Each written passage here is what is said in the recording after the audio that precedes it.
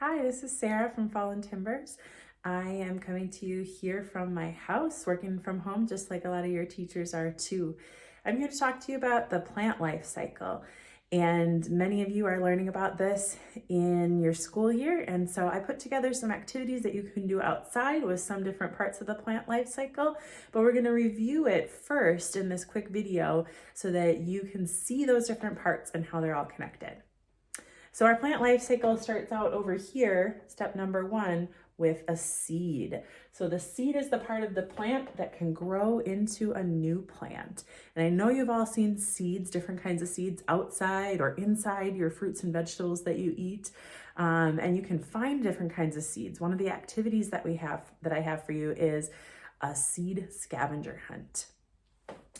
So we start off with a seed. If we're going to grow vegetables, we get our seeds in little seed packets like this from the store. So here's some tomato seeds that we are growing at my house for our garden. So then when we want our plants to grow, they need 4 different things. So what do seeds need to grow? They need sun, air, water, and soil. Once they have all those things and they have enough time to get going, they are going to sprout or germinate. So step number 3 says seeds germinate, and germinate is a science word that means to sprout or start growing. I have some plants here that we're growing, and you can see those tiny sprouts. So these seeds just germinated. They just started to grow. These are lavender, so they're going to be lavender flowers, lavender plants. So those are some newly germinated plants. All right, the next step after the seed germinates, it turns into a seedling or a young plant. We started off with those tomato seeds I showed you, and here is a little tomato plant. So this is a young tomato plant. In a few weeks, when it's staying warm enough, these are going to be ready to go outside in the garden. Now this might look like a pretty big plant because it's a lot bigger than those little germinated sprouts that I showed you. But these tomato plants, if you've ever grown one, you know that they can get to be almost as tall as you are. So they can grow to be 5 feet tall. So we know that this is just a young plant, and this tomato plant will grow all summer long until it gets to be mature. Mature means grown up, right? And a mature plant is going to make flowers and fruits. And inside those fruits, we have the next step, number 6, are the new seeds. New seeds form in the fruit, and the seed's job is to help make more plants.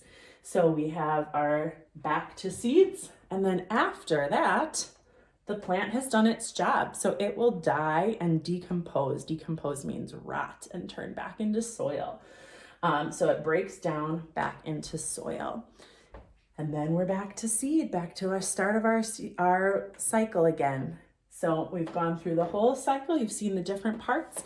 And in our activity that I made, here's the little worksheet that you can find online connected with this video. There's a few different activities. We have a seed scavenger hunt like I told you about, so you can go and find different types of seeds that might be in your yard or in your neighborhood. Another activity on the bottom here is where you can try to germinate some seeds. So if you have some dried peas or beans in your kitchen, you can ask your grown-up, you can put those in a little Ziploc bag with a wet paper towel and put them by the window, and they will start to sprout or germinate. Even without soil, they'll start to sprout. If we wanted to grow them, we would need to have some soil and some nutrients for them. But you can sprout them and germinate them right in the bag, and then it gives you a little space to make your observations like a scientist.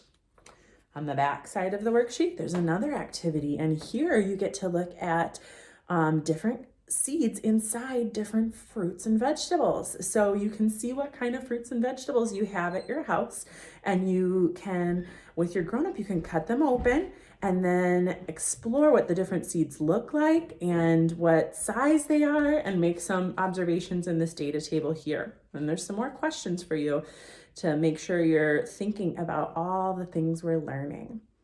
All right, I hope you have fun exploring plants.